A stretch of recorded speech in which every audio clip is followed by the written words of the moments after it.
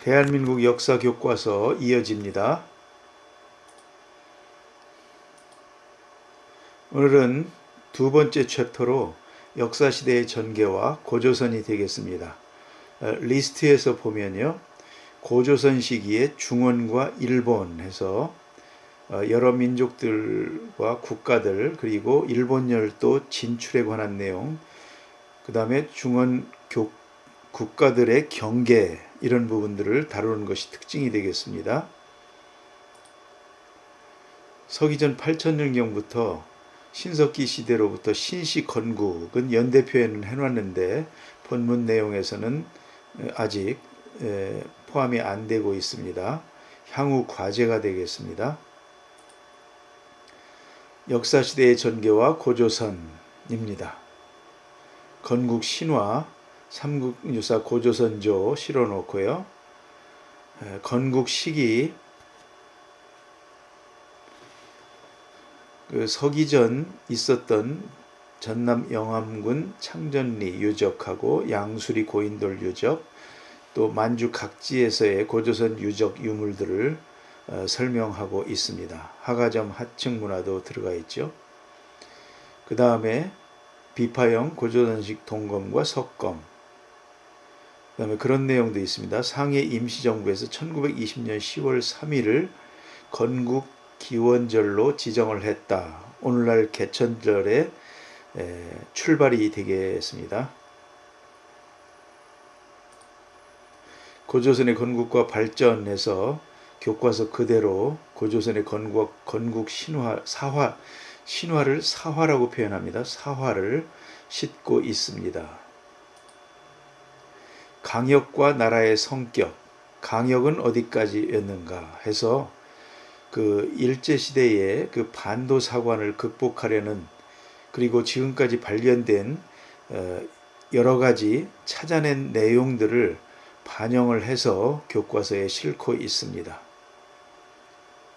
도읍지, 평양은 일반 명사다, 제후국에 대한 것들 소개를 하고 있고요.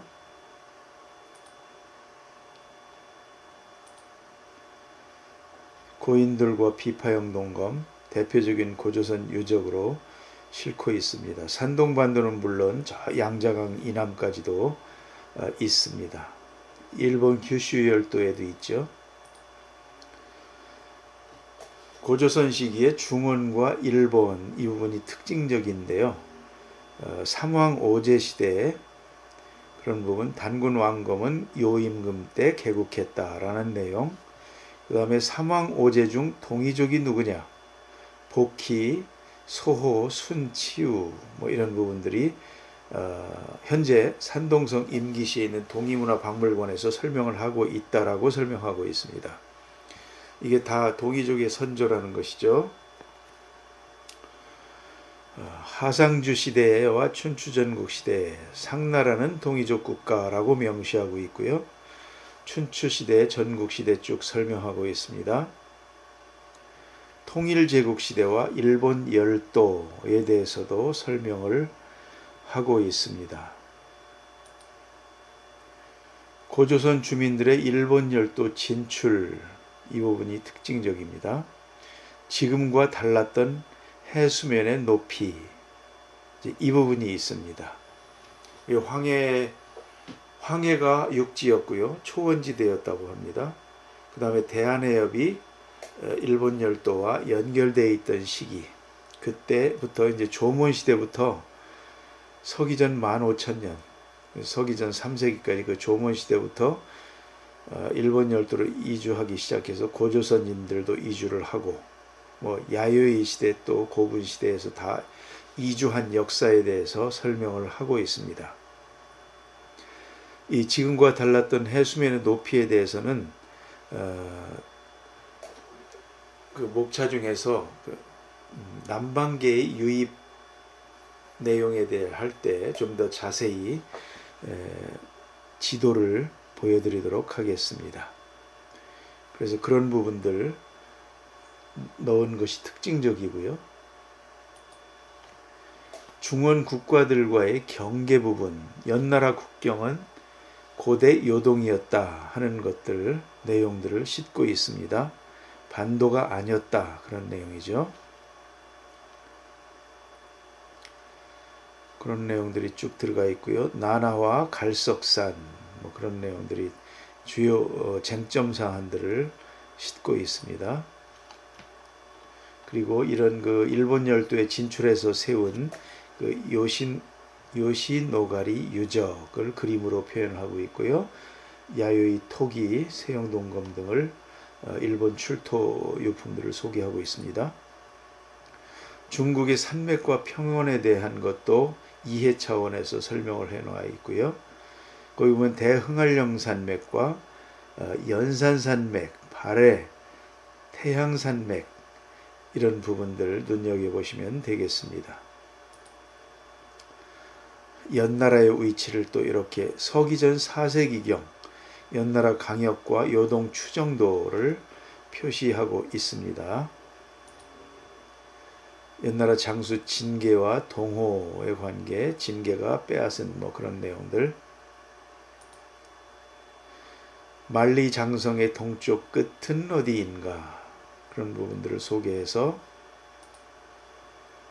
일본 중국에서 왜곡한 만리장성, 황해도 수안까지 내려온 만리장성을 비판하고 있고요. 실제 만리장성은 산해관, 노룡현 갈석산이 있는 그곳이다. 지금까지 주장되는 그런 내용들을 싣고 있습니다. 다음에 기자조선과 위만조선에 대해서 설명을 하고 있고요. 기자 동래설에 대해서는 기자가 간 곳은 지금의 평양이 아니라 하북성 노룡현이다. 무덤은 하남성 상구시에 있다 해서 반도사관을 극복하고 있습니다. 위만조선에 대해서도 단군조선의 서쪽 강역으로 일부를 점령했던 그런 내용을 설명하고 있고, 폐수는 어느 강인가?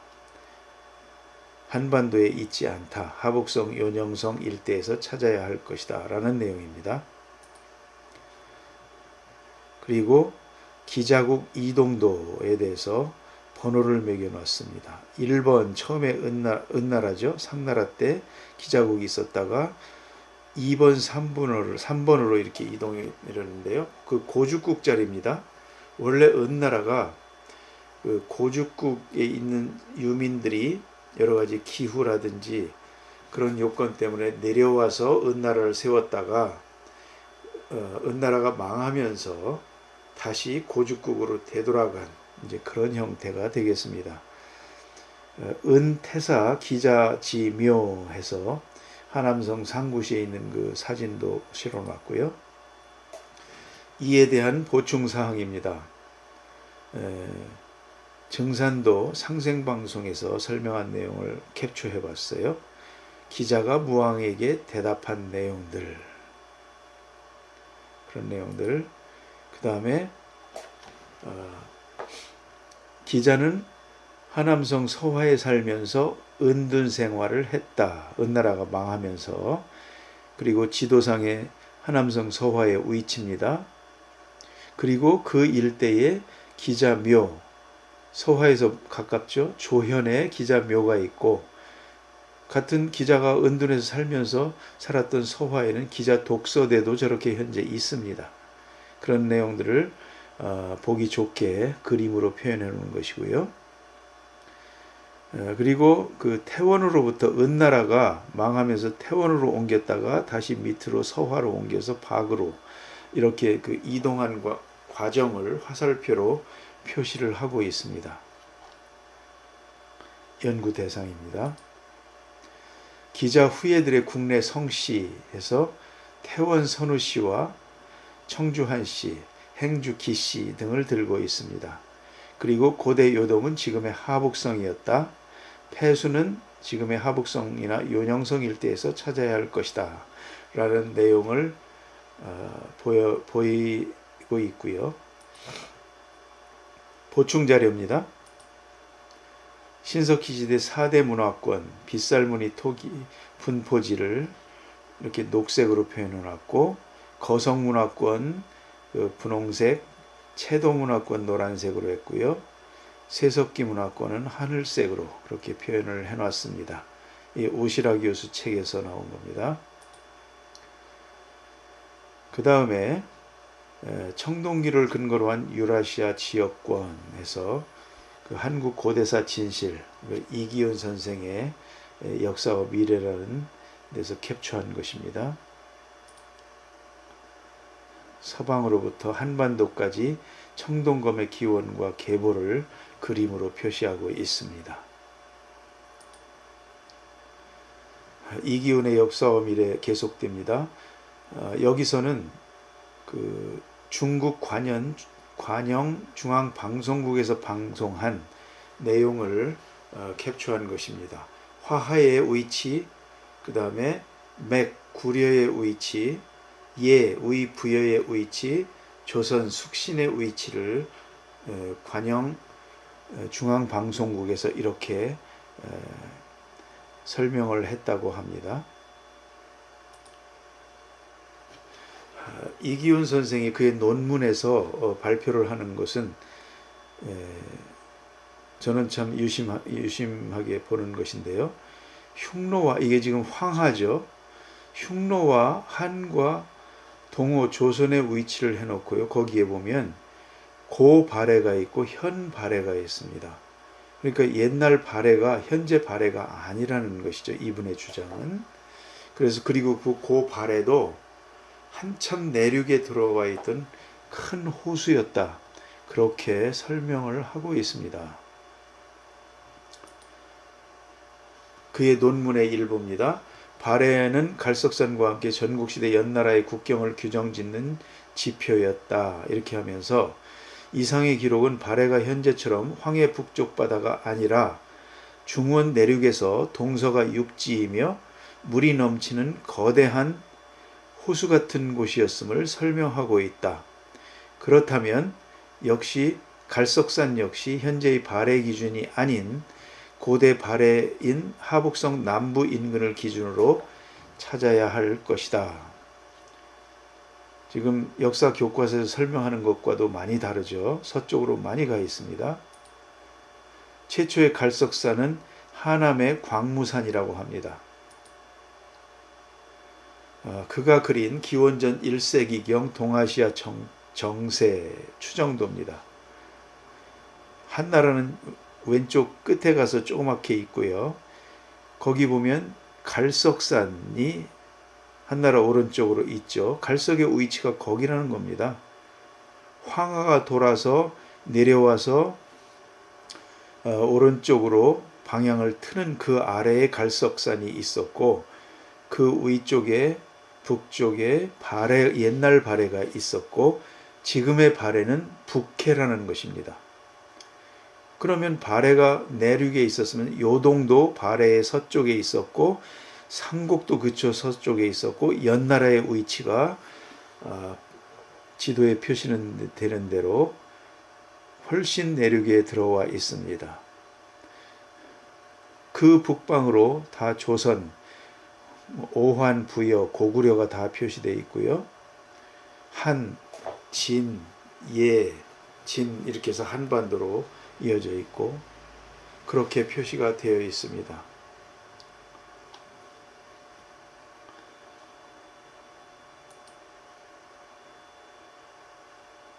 이걸 다시 지도로 보면요.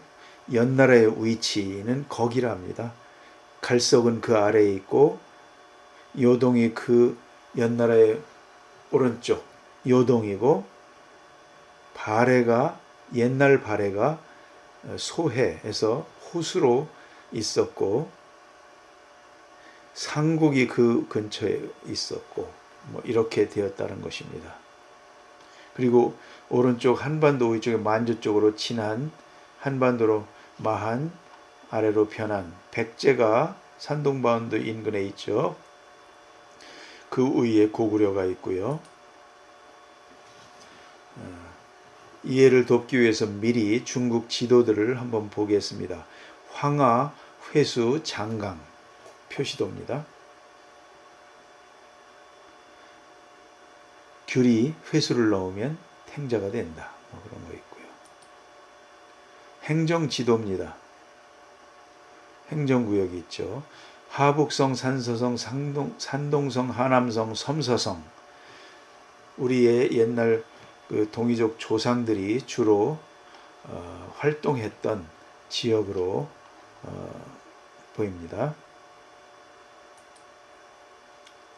중국 행정 지도를 좀 더 자세히, 이것은 항림TV에서 지도를 깔끔하게 한 게 있어서 다시 따와봤습니다. 지역별 분포랍니다. 가운데 노란색이 화중, 위에 노란색, 위에 연노란색 화북, 그 다음에 하늘색 동북, 뭐 이런 부분들이 선명하게 표시가 되어 있습니다. 익혀야 되겠습니다. 그리고 지형도로 7개 권역을 복습을 하는 것이고요. 그래서 그 화북, 화중, 화동, 동북, 화남, 서남, 서북 이렇게 됩니다. 서남은 티벳이고 서북은 신장 우이그르 지역이죠. 동북은 우리 동북 산성, 요녕성, 지린성, 해릉장 이런 부분 보입니다.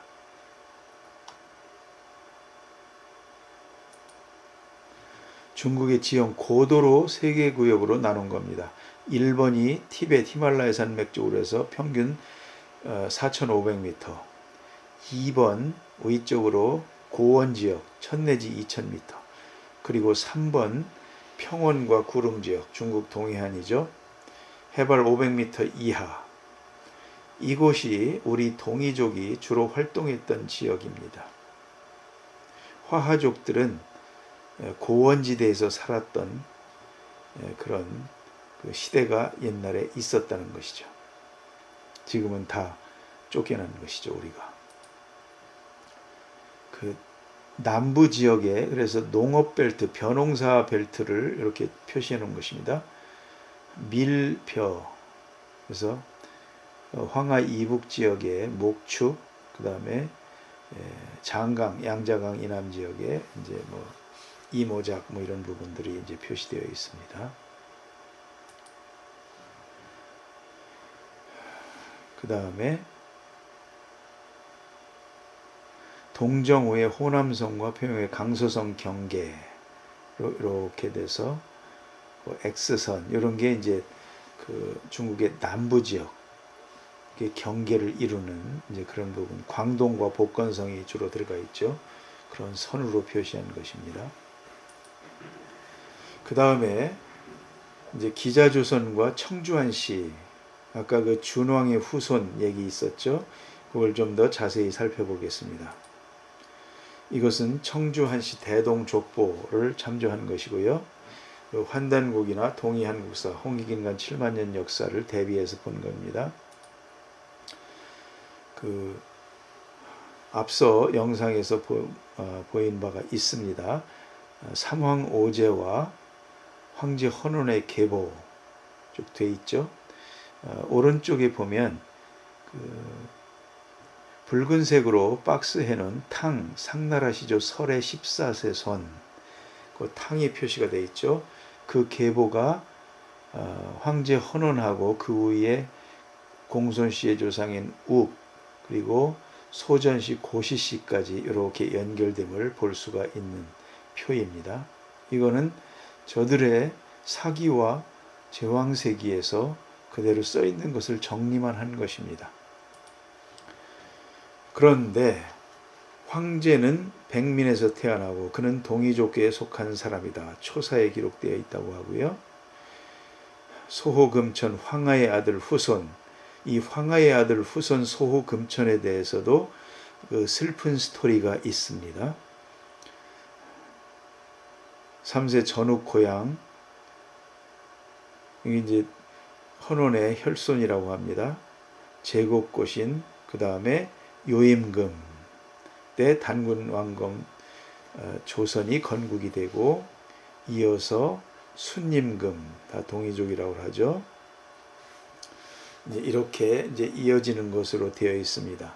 상나라 시조 탕왕의 혈통적 계보는 고시씨로부터 소전씨로, 그 다음에 욱 공손씨의 조상이죠. 공손씨로 해서 황제 헌원으로 해서 창의 전욱 고향, 제곡고신, 간적, 설, 그 다음에 설의 14세손 탕왕, 상나라를 건국하게 되죠. 이렇게 계보가 짜여져 있습니다. 상나라 시조 성탕의 계보를 좀 더 자세히 볼까요? 1세 황제 헌원, 이거는 제가 청주한시 중앙종친회에서 내용들을 정리한 것인데요. 청주한시가 기자가 선조라는 것은 이제 익히 알던 바인데 제 족보를 보니까 황제 헌원부터 기록이 되어 있는 것입니다. 그래서 처음에는 여기도 사대주의로 황제를 갖다 끼워 맞췄구나 이렇게 생각을 했었어요. 그런데 제가 우리 환단고기와 그 상고사를 공부하다 보니까 그게 아니다 하는 생각을 하게 된 겁니다. 황제 자체가 동이족이고 그렇다면 기자의 선조이고 오히려 우리의 선조인 헌원을 저들이 자기들의 역사의 시조로 끌고 간 것이다. 이렇게 이제 생각을 하게 되고 그렇다면 우리의 족보라는 것이 사대주의로 그렇게 꾸며서 허술하게만 작성한 것은 아니구나. 이제 그런 생각을 저는 지금 하고 있습니다. 청주한시 중앙종친회의 족보를 기준으로 한번 보겠습니다. 1세가 황제 헌원입니다. 거기서 소호 금천, 교극 이렇게 쭉 나오죠. 5세가 설입니다. 은나라를 건국한 성탕의 선조가 되겠죠. 그래서 6세 소명, 7세, 8세 이렇게 쭉 나갑니다. 이름이 다 있죠. 그래서 18세 천을, 이분이 바로 상나라 시조 설의 14세손인 성탕, 탕왕이 되겠습니다. 오른쪽에 계보와 비교가 되죠. 이렇게 청주한시 족보에 되어 있습니다. 그 다음에 상나라의 왕의 계보가 또 이어집니다. BC 1600년대부터죠. 554년이 영년이랍니다. 1세가 성탕 탕왕입니다. 여기서 태정 태갑 이렇게 해서 14세 무을의 차자 둘째 아들 이름하여 기자, 그 사람이 기자입니다. 그리고 이제 은나라는 태정 제을 제신까지 이렇게 해서 17세 20 이제 이렇게 해서 이제 가게 되는 것이고요. 요 차자 휘리 기자가 이렇게 이어집니다. 다음에 이거는 인터넷에서 찾은 은나라의 상나라의 그 영역과 그 다음에 족보입니다. 이게 이제 청주한시의 족보와 그 대수가 다른 것인데요. 그러나 전체적으로 보면 같습니다. 이게 이제 혈통적으로 본 것과 그 다음에 실제 왕위를 이제 이은 것, 이게 좀 정확히는 일치가 안 되는 것인데 이제 그런 부분. 그래서 이제 이 오른쪽의 계보를 보면 일대 천을 성탕 이게 같죠. 거기서부터 19대 반경, 이제 이 세조 반경, 그 다음에 22대 무정, 고정, 그 다음에 무을 이런 분들이 이제 눈여겨볼 그런 왕들이 되겠습니다. 그래서 상나라는 19왕, 은나라 12왕 해서 이제 꾸며져 있습니다. 기자 조서는 또 어떻게 되어 있느냐? 그 왕의 계보가 또 있습니다. 다시 청주한시 중앙종친회 사이트로 돌아옵니다. 기자, 후조선 건국에서 멸망까지 41대손 왕의 계보가 문성대왕부터 계속 있습니다. 그 2세 장혜왕, 경영왕.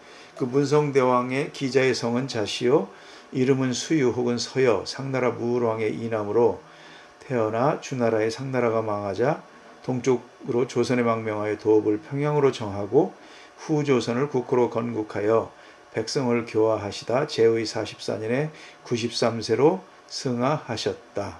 묘소는 평양석 북왕행산에 있다. 이렇게 되어 있습니다. 그러나 환단고기는 기자가 조선의 왕이 되었다고 말하고 있질 않죠.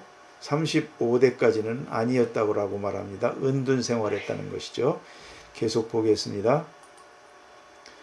그래서 그 종친의 사이트에서는 4세 이렇게 해서 왕의 계보가 다 있습니다. 다 있죠. 자, 이제 드디어 36세 가덕왕, 휘는 후, 기후가 되겠습니다.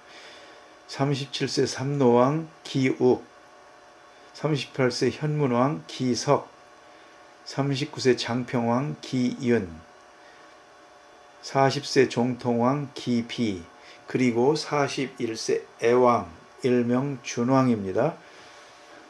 기준, 이렇게 기자조선 왕의 계보가 족보에 기록이 되어 있습니다. 환단고기에 따르면 1세부터 35세까지는 실제로 왕이 된 것이 아니라 기후가 번조선의 왕이 된 후 선조들을 추존했거나 뭐 이랬을 가능성이 충분히 있죠. 사마천이 잘못 기록했을 수도 있다라고 말하고 있습니다. 41세 애왕에 대한 내용입니다.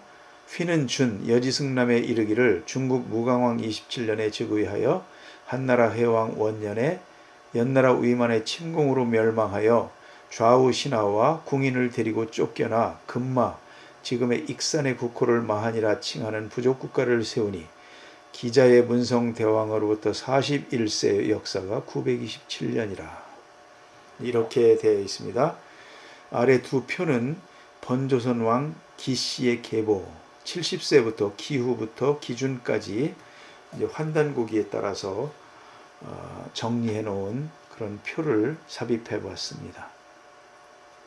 195년까지 이렇게 기준이 돼 있죠.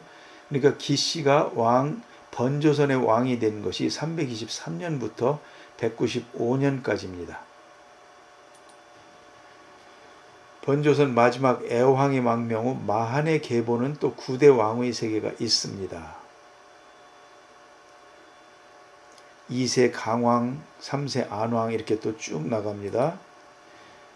8세 원왕입니다. 그래서 9세까지 가는데 8세 원왕의 후손에 3형제가 있었으니 첫째는 우평으로 황룡국에 들어가 선우씨가 되고 둘째는 한씨라 칭하며 셋째는 기씨라 칭하였다.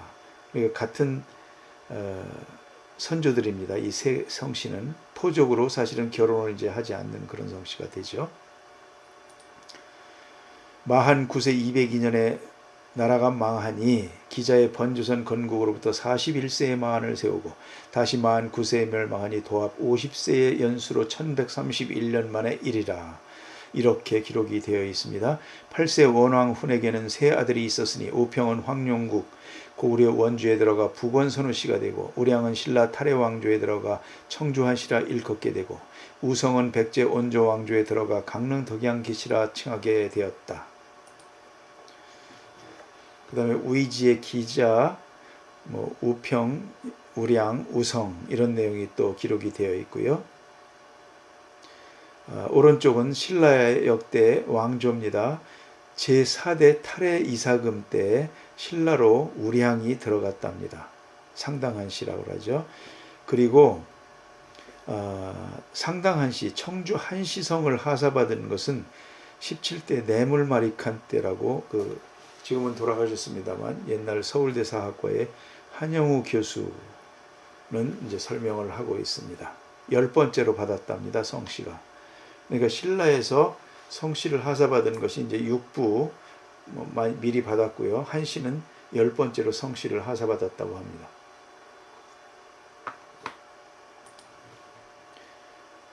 다시 마한 우량으로부터 1세로부터 또 쭉 내려갑니다. 신라의 사도로 벼슬을 시작해서 청주한씨의 고시조가 되겠습니다.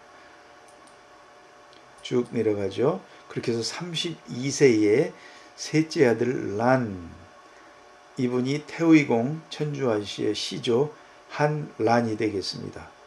한란은 오늘날 충북 영동군 황간면에 숨어 있다가 살다가 거기서 크게 농사를 일으켰답니다. 그랬다가 왕건이 후백제를 치러 갈 때에 그 지역을 지나갈 때에 군량미를 대주고 그래서 왕건의 군사들을 먹이고 직접 또 왕건의 군사에도 참여를 했다고 합니다. 그래서 고려의 개국공신이 되고 그 길로 청주한씨의 중시조가 되고 삼안갑 쪽으로 청주환씨의 출발이 되게 되는 것입니다.